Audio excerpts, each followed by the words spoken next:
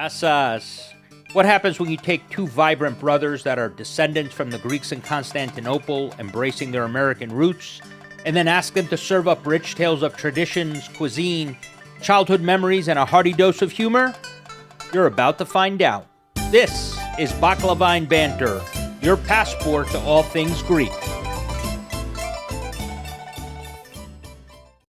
Hey, everybody, and welcome to another episode of Baklava and Banter. I am Petraki, and as always, my sidekick from the Arizona desert. He is the specialist of the Spanakopita. He is... Sata. We have a great show for you guys today. She is a first-generation Greek-American actor, writer, director, and professor whose credits include shows like Hacks, New Girls, and Desperate Housewives. She is Maria Cominis. Hey, Maria, welcome to the show. Hello. Soto and Peter, good to see you. Thank you so much for inviting me. It's great to see you again. Yes. So for people who don't know you, let's do a little background. Where did you grow up?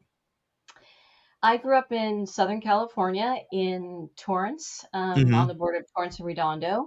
Yes, the South Bay, beach girl. When people hear your name, what do you hope they think of? Oh boy, you didn't tell me you were going to ask me that one. That's my Barbara Walters question.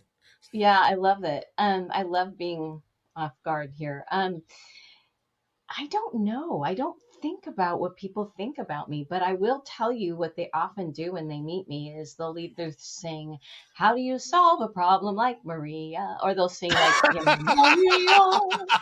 Now we're cooking. There we go. So my whole life, I've had a very musical name, and I was named after my paternal grandmother. So, yeah. So that's kind of what people do when they first meet me. At least they used to. Maybe not so much anymore. Really? They actually sang to you? Yeah. My husband, the big joke was, how do you solve a problem like Maria? Well, John Gladini has been trying to figure that one out for years. There's so many jokes about my name. So, and I did play that role, Maria, in West Side Story, a lot of times in my 20s. It was my favorite role to play, I would say. Yeah. So when we talk about your Greek heritage and growing up Greek, kind of, how did your Greek heritage shape you who you are today? I think there's so many things about my heritage. I'm first of all so grateful to be Greek. I love being Greek. I love that we are centered on family and food and God and and it just, I don't know, I feel like when I was a young girl, when I go to school, I would take a souvlaki, and I would like go hide it and eat it off down the hallway so people wouldn't smell it. But now it's my friend Leah, who used to live next door to me when I growing up, she would say, "Oh my gosh," she was an only child, and she would come over and she's like, "You guys have the most interesting conversations, and it's always loud, and I'm not sure if people are fighting or like, but the food." So I feel like it has shaped me in so many ways. I think it's made me um, choose those values for my own life. And also just creatively, there's so much to write about. Yeah. There's so many bold characters that are, really have shaped my lives, and I didn't know them all that well because, I was the youngest in the family. So they died. My father died when I was 19. My grandmother died when I was 21 or 22. Wow. And then I didn't really know my paternal grandparents. So I think a lot of that heritage has been me trying to, through my creative endeavors, learn who they are and, and helping to define my own identity too as a Greek American. Yeah. I mean, so was that difficult for you when you're trying to find that identity? Yeah, especially as an actor. There was not representation when I was, first starting. And like I said, I played a lot of Latina roles. My first equity job was with Bilingual Foundation of the Arts, which is Carmen Zapata. And so I was like, well, I was termed ethnically ambiguous, but I was Greek, Mm-hmm. and so now I feel like there is more um, representation, obviously, Sure. but that's really what compelled me to write. Initially Mm-hmm. was, I felt like there was a missing piece in that canon, Yeah. of roles. Yeah. Did acting come before writing, or was writing come before acting, or is that hand in hand? No, acting was first, singing was first, dancing was first. I Okay. I, I was a musical theater performer for many years, and then I I went to college and took an acting class, and I went, oh, that's where I belong. Mm-hmm. And because I wanted to dig deeper, and musical theater was, now it's deeper. Obviously, there's so many more shows that have a deeper themes, and the contexts are much deeper and meaningful. But at the time, there weren't a lot, of shows that way. Yeah. And so I really fell into acting kind of naturally. I was like, wait, this Sure. is this is really what I want to do. But I did it all. I did musical theater, and then Mm-hmm. I did soap work, and then I did some television, and then I really found my niche teaching, because I could actually make a consistent thing Yeah. teaching. So I went did my undergrad, and then I got my equity card and my SAC card, and I started working a Mm-hmm. little bit. But then I was like, well, we want to have a family, and I don't want to be a gypsy and be touring. So I went and got my MFA, and then I that was the plan. I was going to eventually work towards getting a position at a university. Yeah. So Yeah. yeah. You hear a lot of young kids today who want to be actors or actresses, and you have movies like The Greatest Showman. You have movies like Wicked, which was on Broadway, and then got went onto the big screen. For you, what was that play or movie that really inspired you? Well, I'm told that I used to run around the living room with a tablecloth on my head, playing Maria von Trapp, from The Sound of Music. So this was when I was 4. So evidently, The Sound of Music was a big thing for me. I, evidently I fell asleep when the Germans came in, but um, when Austria was then occupied. But Yeah. yeah. So, but I think that show itself was sort of the catalyst, the internal catalyst of like it awakened something in me. And to this day, during the holidays, my son is always like, "Okay, we got to watch our shows." And they're the family we gather around and we watch Sound of Music, Fiddler on the Roof, and sometimes West Side Story, and Uh-huh. sometimes we rotate them because we just saw them. But I think those shows have kind of been passed down as sort of um, meaningful events in my life. And Mm-hmm. also we didn't have Zorba when I was growing up. And actually, I don't think I ever saw it, to be honest. But Fiddler on the Roof to me was the closest thing. Yeah. But there were so many similarities in our cultures. So those musicals, those big blockbuster movie musicals, I think were impactful for me for sure. Yeah. 100%. 100%. So in those early days when you're trying to get established, I mean, in retrospect now, looking back, what were the biggest hurdles for you? That's a great question. Um, Fitting into a mold. Because I started in musical theater and I was a soprano, Okay. and I had kind of that Julie Andrews sound, right? Okay. And at the time when I was in New York, the sound was Les Mis and it was belty, Mm-hmm. and I didn't know how to do that. And well, now I do, but I'm not doing musical theater anymore, so it doesn't really matter. But Yeah. at the time, I really didn't have that skill, and Yeah. so way I looked and the way I sounded were totally different. Like they expected me to be big old belter, because I was dark. There was these kind of stereotypes, right? And in musical theater, it's really open.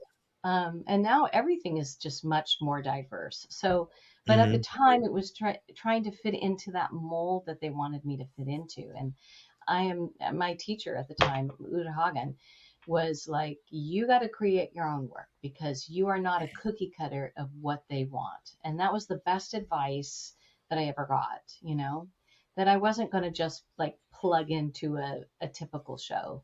I had to Yeah. find by my own unique path. So Yeah. yeah, that Yeah. was great advice. Do you, is it difficult to you when you were acting? Is it difficult to get, as you're meant to be, typecast, or how do you avoid being typecasted? I love to be typecast right now. Typecast me. Yeah. um, I think you're lucky if you can call the shots that way. Yeah. Actors always say in class, well, I don't want to just do it. I'm like, yeah, acting class is the time to play with your range and explore your range for sure. But you also want to work. So Mm-hmm. market yourself where your strengths are and where people see you, because Mm-hmm. that's really a gift. My whole problem Yeah. was like they didn't know where to put me. Yeah. And so, typecasting is, you know, it's a cliche in a way, but it's also, there's a lot of truth to it because, Yeah. that's how people start out, right? And then they can break that mold. Like once they've been working and made a name for themselves and, Sure. then they can go and do whatever they want, really. Write Yeah. their own ticket. 100%. Let me just ask you this, and I'll let my brother take over the Inquisition then. Um, so, what do you think when people talk about the industry, whether it be um, either it be theater or it can be television? Um, what do you think people don't know about the industry, or they have that really surprises them? Like, I guess the behind the scenes things. Training. I think people think that fame happens overnight. Mm-hmm. And it takes a long time to carve out a career, and sometimes that career is just, co-star, guest star, co-star. It's not like, or a regional theater coast, like there's no rhyme or reason, and every path is so different. Mm-hmm. And like, I can say this because none of my family will probably watch this, but you know, the big thing in my family is like, well, are you getting paid for that? And I'm like, well, this one I'm not getting paid, and I'm okay with that. Mm-hmm. Mm-hmm. And it just, they don't understand that we have to do things for our own souls to keep it alive and keep it Mm-hmm. growing. And that sometimes as an actor, you get paid, and sometimes you do it because you need to tell that story, Mm-hmm. you know? Yeah, 100%. 100%. Yeah. All right, Soto, you're up. Yeah, I was going to ask you, you mentioned Uda Hagen, and I was going to ask you, it's pretty cool to, I've gone through training with, I think, the same person that trained De Niro, Pacino, a whole slew of actors and actresses. How was that experience, especially for somebody coming into it new and having that caliber of a coach? And then how much did that experience inform? Because I think you actually went back to HB Studio and you taught there, and now Hmm. obviously you teach it. How much of an inspiration was having an instructor like that at the beginning of your career, then having your career, and then going, you know what, this is pretty cool? Yeah, I feel like, she is always in my head. Yeah. She's always in my head, and I was her key student, which those that study with her know what that means. That means that basically, like, you take out the dog, to HB to Piddle, that was her dog, and you make sure her ashtray is clean. You give her, like, you do all the things, and I think I took roll if I remember correctly, and then so long ago, but it was just sitting behind her and watching her, just nail the criticism with such detail, and and then that immediate fix where you just see the results of the change of the quality of the acting was really profound. And I had already gotten my master's from UC in drama, but it really wasn't until I studied with Uta Hagen that I really felt like I understood the process, because I had studied Uta Hagen from other people, like in undergrad, and also in Hollywood and stuff. But when she was profound in that she really was a brilliant actress, but she was so curious about the process. Like one night, why is this working? And another night it was not working. And she'd watch performances, detail, what they would do. And yeah, I mean, I really feel like that was a gift that, I feel like it really shaped me as not only as an actor, but as a teacher and also a writer, because, as an actor, you're deconstructing the text, right? You're taking it apart, you're figuring it out, the analysis of the character and what the function of the character is in that story. And then as a writer, you're building that structure, and whether you're writing for television, film, or theater, it's similar, with character, it's totally similar, right? Yeah. So, It reminds me that experience you described, that candor and criticism reminds me of, I do a lot of public speaking, but I grew up very shy. When I got to college, somebody convinced me to go up on stage and do open mic night for comedy. And I talked about growing up in New Jersey because everybody likes to make fun of that. That was sort of the beginning. Then I in my professional world, I went through a bunch of executive training for public speaking. And because I started with comedy and got comfortable, that translated to public speaking. It doesn't always work. And I remember the person that I'm still in touch with up in Boston, they recorded the session. And then we watched it together. And one of the things they said to me is, you have to stop smiling all the time. You're mm-hmm, presenting. And I thought that was very weird because mm-hmm, I'm smiling, the audience is smiling, everybody's happy. And the point that they made was, we're not saying don't smile, but you have to be very specific with how you convey emotion, just like what they say, how you use your hands in public speaking. And mm-hmm, nobody had ever said that to me. mm-hmm. And to your point about Uda being in your mind all the time, I think the same thing about this individual. And now I'm at the point where I run into executives that I think, I'm going to learn from you because you figured something out that I don't know yet, as long as I've done it. And they're afraid of speaking. And so now I sit in the teacher going, you're talking about something you understand. People don't come there to go, I'm going to see if I can prove them wrong. So I think the importance, that's the reason I asked that question, is I think the Yeah. importance of having somebody like that whose criticism is so spot on, Mhm. especially when you haven't heard it before and it's profound, is kind of cool. Yeah, I always tell my students there's a story that happened in class that I will never forget. And in musical theater, when you're an actor, you often have to fend for yourself because you don't. Often directors are like, just go there, and putting a show up in 2 or 3 weeks is really fast. So you get into these habits of directing yourself. And she was working with me, and she was a little bit struggling on what I was doing wrong, and then she went, I got it. And she's like, you are sitting right out there in the first row and you are directing yourself. You're watching yourself. You will never be in the moment. You will never find that sense of truth in the moment, from moment to moment. Yeah. And that changed my life. That moment changed my life. I teach a lot of kids that come from musical theater backgrounds, and I tell them that story. It's such a profound thing. It's such a little thing too, of just staying in it. And as a public speaker too, like if you're watching the audience, you do have to keep a temperature on them. But if you are really in the now, you are you're on your toes. You can, nothing will throw you.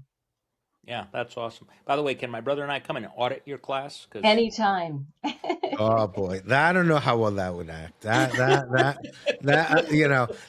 would be. Where are you at Fullerton? Where are you? Yeah, Kelsey Fullerton. You're at Fullerton? Oh boy. Yeah, Kelsey You Fullerton. Well, know, the B-roll on that would be worth the price of we would admission. we would actually I'll give mic you a you. monologue. I'll coach We you in a would mic monologue. you up for that one. That one would be that. You know, the rest of your class would be like, "Who the hell are these two bozos in the back there?" And are they eating? Are they eating baklava and drinking coffee? I'd be Right? 100%. We are. That's right. You know, Hey, I, you Anthony know, Quinn, pipe down, pipe down. I almost made a cup of Greek coffee, but I didn't have the Greek coffee. I have the briki, but I don't have the that's coffee. all right. That's all Almost right. did Well, that. we owe Yeah. you a Greek coffee. Yeah, we owe Yeah. you a Greek coffee. Okay. Speaking of which, I completely forgot about this. Then I went back and looked at my notes from the time we initially met at the Hawk event. Yes. Can we talk about your connection to Constantinople? Yes. Because as you know, we are Greeks from Constantinople. I was actually born in Istanbul. Wow. Our parents, our grandparents. So we talk about it all the time. And your grandmother emigrated from Constantinople in the 1900s. And then you used that, the letters you found to do one of your latest endeavors. Can we talk about that? Because I got goosebumps just talking I about did it. Because you too don't when you were typically talking meet about Greeks that. from Constantinople. Yeah. Well, it's so funny because she was a writer, and I found reams, like boxes of her stories, like not just one box, like so many. And she would write the immigrant story over and over again. And I know she was trying to write something, she was trying to take her story and make it into either a film or a play or something, because, she did actually, or a book, because there was narrative too. But, she often in her journal writing would say, my birthplace was Greece, but then I moved to Constantinople, but then everybody in the family is like, no, she was born in Turkey. All of them were born in Turkey. So there's this discrepancy. Yeah. But at the time, the map was like, we don't, sometimes they didn't know, they just didn't know if this village was really Greek or Turkish, I think. That's what I've been told. So, yeah, her story really inspired me. What happened was I found the stories and then I put them in a book with pictures of her and her family. And I gave that to my cousins and my siblings for Christmas. And my cousin said, Maria, you need to put this on stage.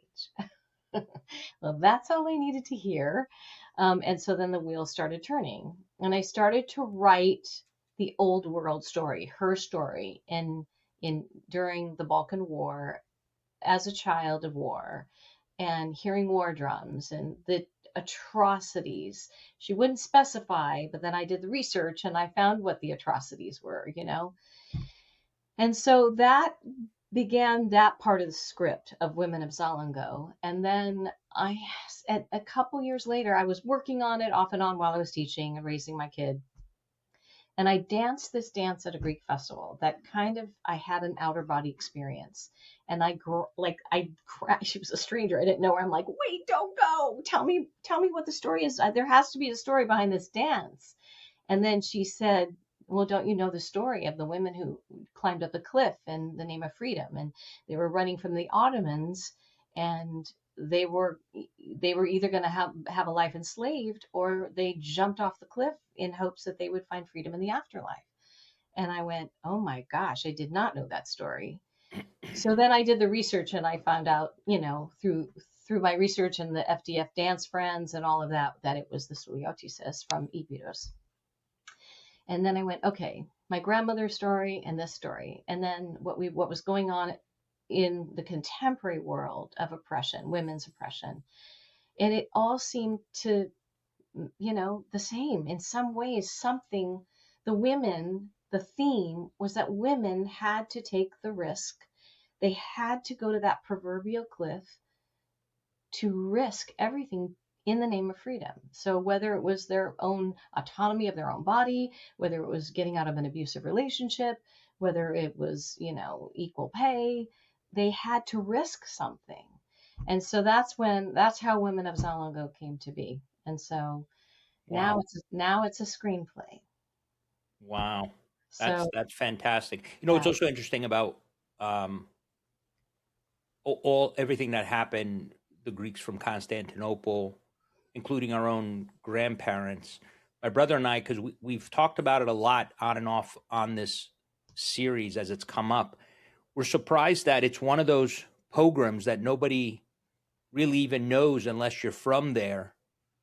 Everything that happened from the 1900s, then the 50s, and so forth. And the more you get into it, the more you go, how come more people don't know about this?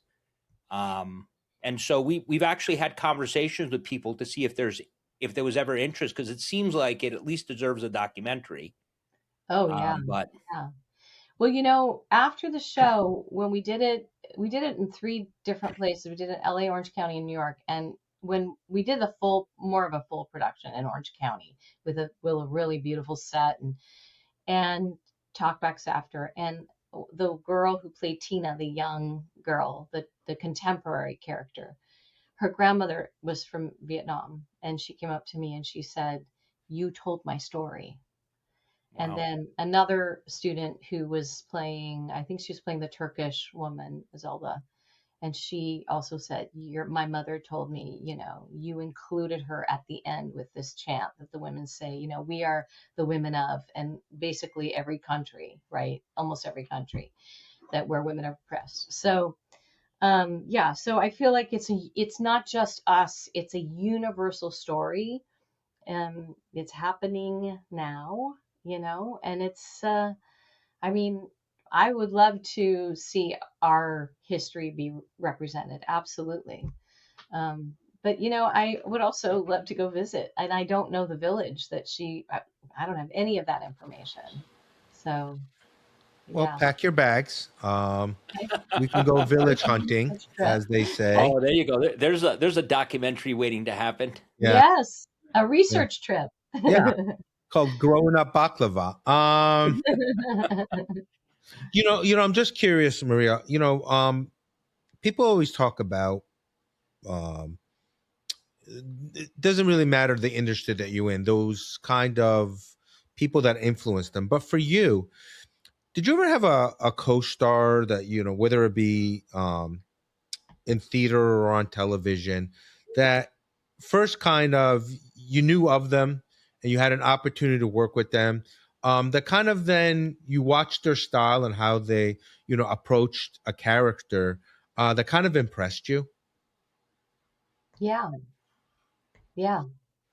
I think it was my first episode on Desperate Housewives, Okay. and I was so nervous. I was so nervous, I had auditioned for the pilot, and I went all the way to producers on it.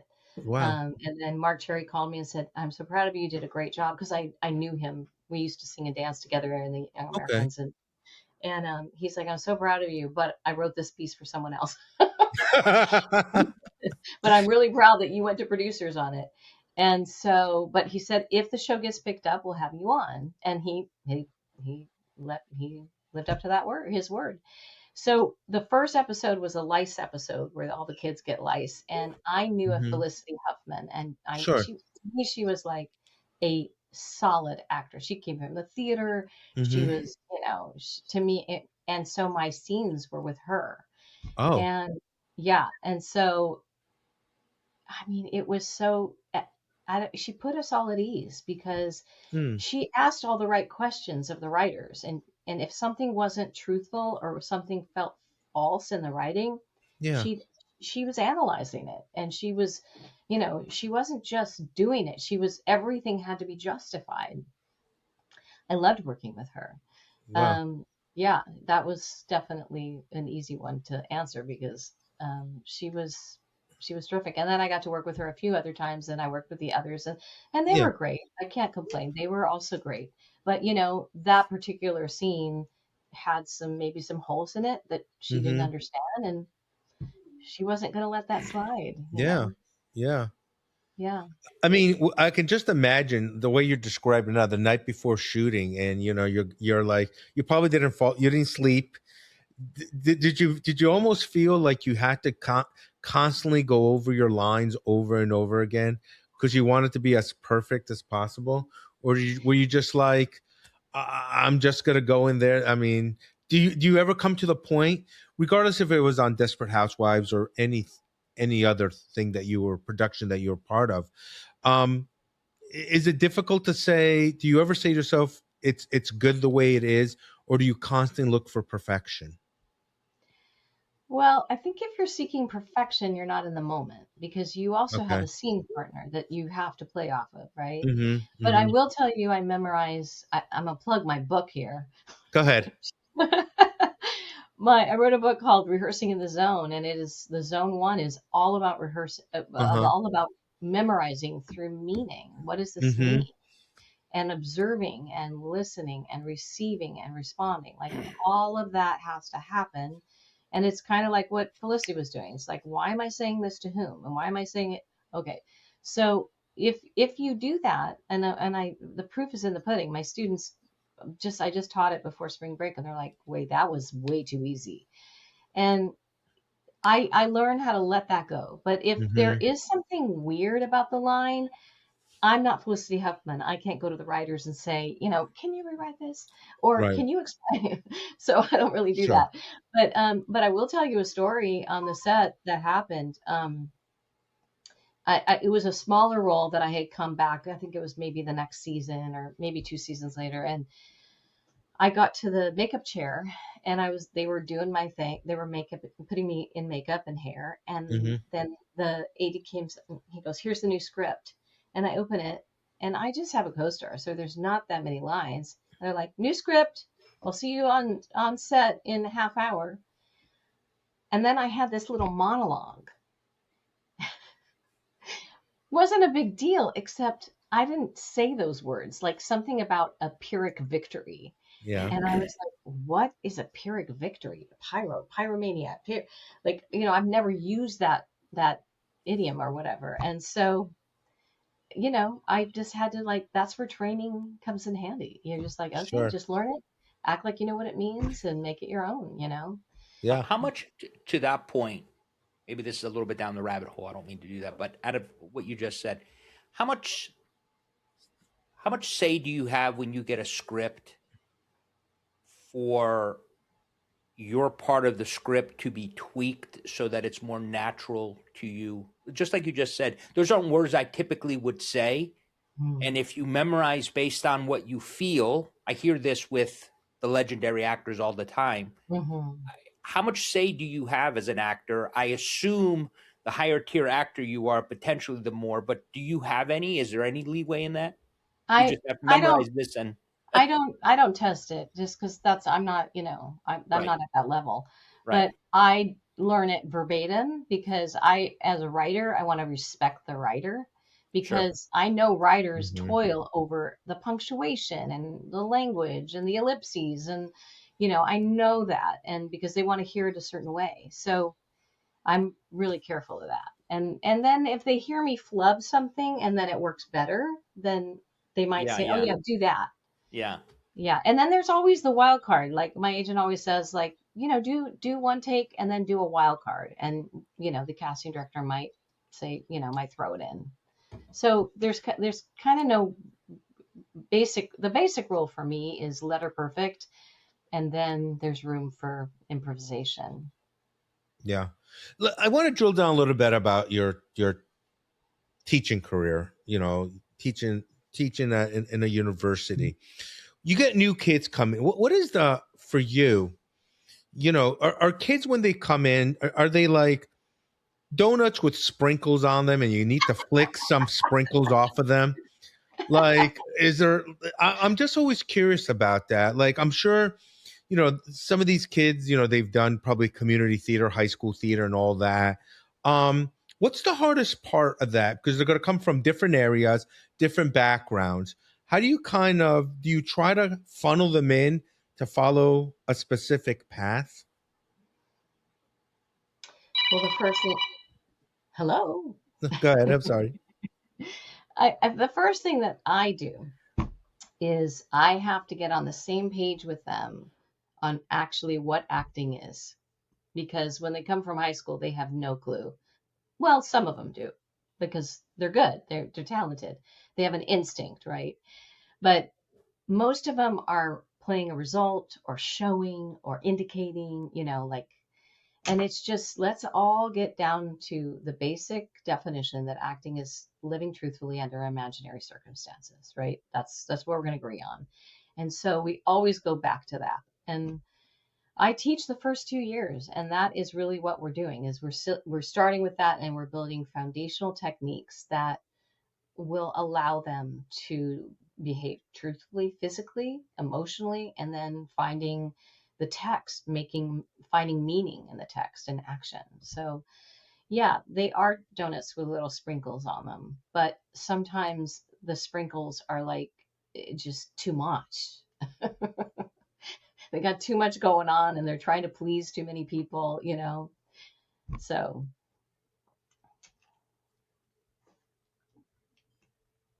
oh, I can't You're hear you. muted. When a lot of kids, when they take your class, do you think that they know your background already? It's surprising to me, because I'll sometimes make a mention, like I just did in the spring when I told a story about hacks Yeah. and how a director gave me a direction and then the star like contradicted the director, and then I was like, okay, what do I do? So I ended up doing what the star said, and then the Yeah. director was like, Maria, I didn't say that. But the star actually fessed up and said, sorry, I told her to do that. So they were like, you were on hacks?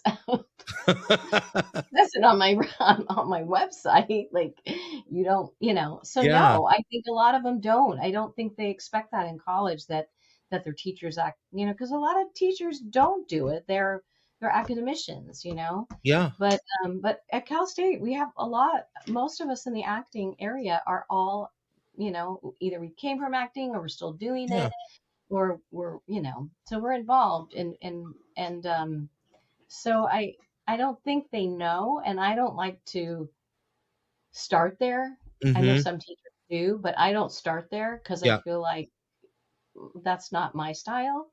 Yeah. Yeah. Yeah. Yeah. But do you feel though when you tell them like that you are, does it legitimize you in their eyes then? Yes. Yes. And also when I was working, somehow they just stood up and listened. They listen. Like whenever I do a gig, they're Yeah. like, "Oh, oh yeah, you're gonna miss class because which let's Yeah. hope that happens soon again because it's been a while." Yeah, Yeah, exactly. yeah. Exactly. It's like taking a class in physics and Einstein is your professor. It's almost like in that I regard. would not compare me to Well, Einstein. but you know what I'm saying? It's not like somebody just doing an acting class that has, their IMBD was a Burger King commercial, you know? Right, right. And it kind of just for me it would totally, as a student, if I didn't know that, I'd be like, oh, maybe I should pay a little more attention because they have a body of work that they can talk to. I just want to know Well, how much binge watching there was after that. After you told them you were on hacks, it's like, oh, I better go check this. sometimes they'll go, "Oh, we were watching New Girl and we saw you. Were you on New Girl?" Yeah, I was. But many of them, they're too young for Desperate Housewives. They're like, they don't even know what that is. Yeah, I mean, yeah, some of them do. Some of their moms watch it, probably yeah, We reruns. mentioned one of our favorite shows was A Love Boat growing up, and we Oh my mentioned gosh. like we asked people, do you realize Isaac was the only bartender on the entire boat? And people go, what's the Love Boat? And you're yeah, like, I oh know. my God, we gotten old. yeah, I know. I know. yeah, I watch it and I just cringe at the style of acting back then. yeah, Ugh, Yeah. but it's so fun to watch because it's, that was it. That's what we yeah. did. And you talk about like New Girls. For our other podcasts, I actually film at a local university. I use their studios, and I have two great guys who help me with the production there. One name is Brandon, and the other guy's Josh. And they're like, we'll text throughout the week, and they're like, "Oh, what are you doing today?" I said, "Oh, I have Maria Cominis on tonight. We're going to interview her." And they're like, "Oh, who's that?" I sent them your IMBD, and Josh wrote me back, "Oh my gosh, she was a New Girl." And I'm like, "Yeah, oh." And I'm like, "Yeah, Josh, that's how I roll, And that's we had a good laugh about it. Just to change topics here, I'm completely going to shift gears here. We're just right around the corner from Greek Easter.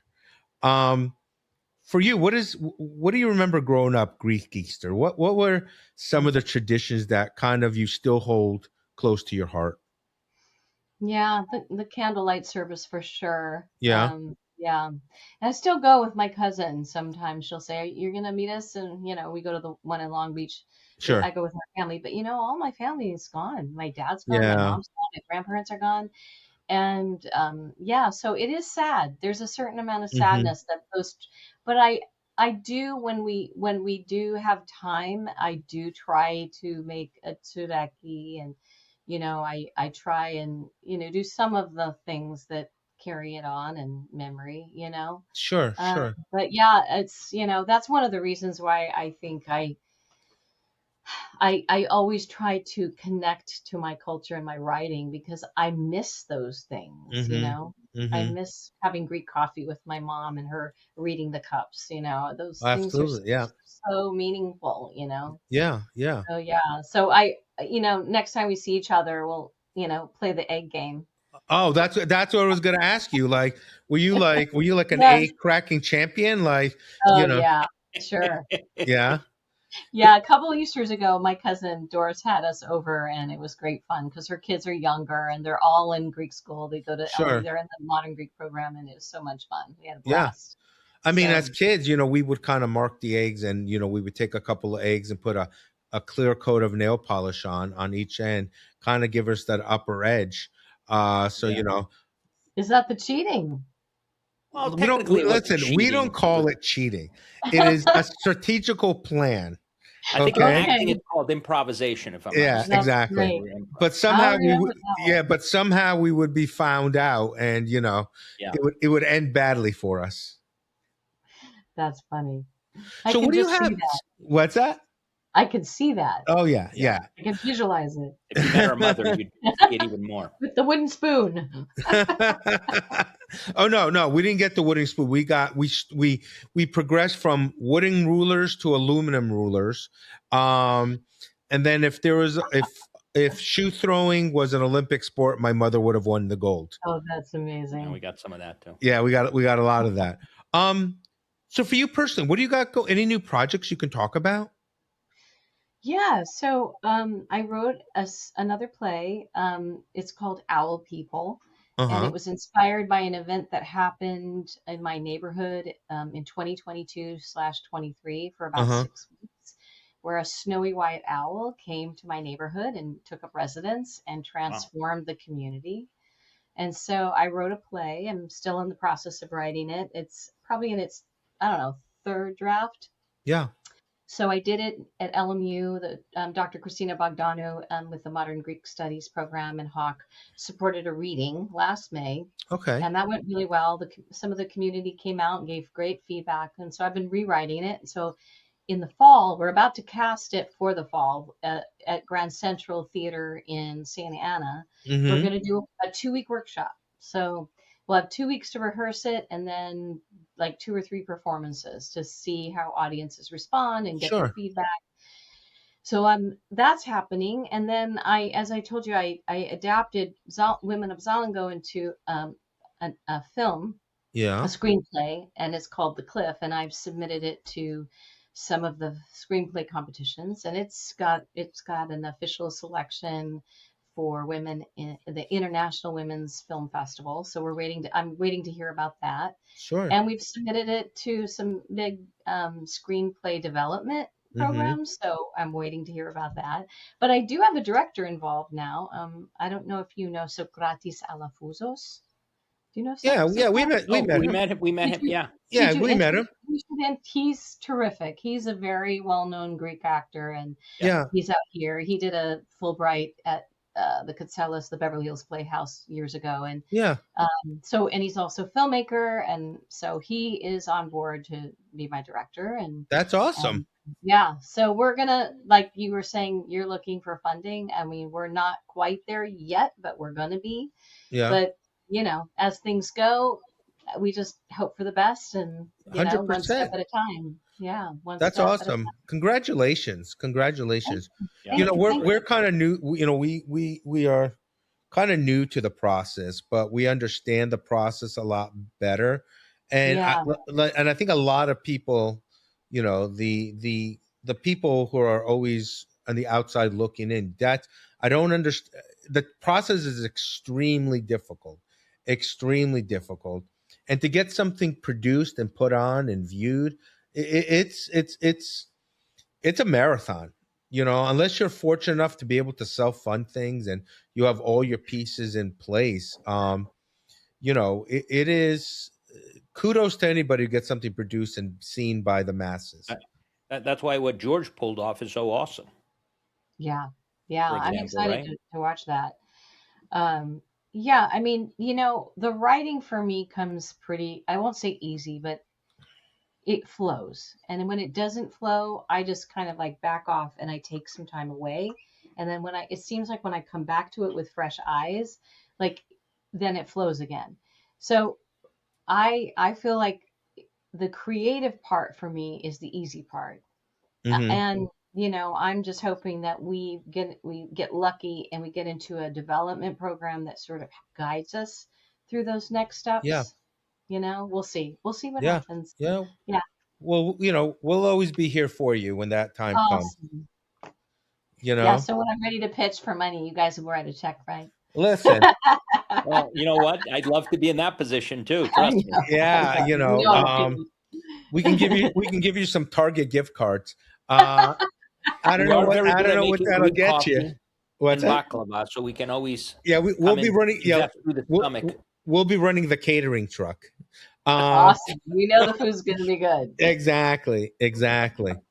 So once again, Maria, what is the name of your book? Throw it out there again. Oh, the one that referred to was Rehearsing in the Zone, a practical Okay. guide to rehearsing without a director. Okay. But it's Kendall Hunt. And then I wrote a book on collaboration with two other authors too. And then, yeah, Are those available like on Amazon? you don't want to buy it through Amazon; it's too expensive. Okay. You could get them through the publishers, and I can send you the links. Yeah. Yeah, Okay. yeah, Perfect. yeah, We'll yeah. add Yeah. those to the descriptions below. Um. Awesome, awesome. Well, listen, Maria. It is. We always love seeing you. We always love talking to Uh, you. Yeah. Um. And we look forward to seeing you soon. We need to sit down, have some Greek coffee, have some food, and kind of do as wonderful as this is. Nothing beats having a conversation face to face. I agree. I agree. We'll do that soon on the East Coast for sure. Absolutely.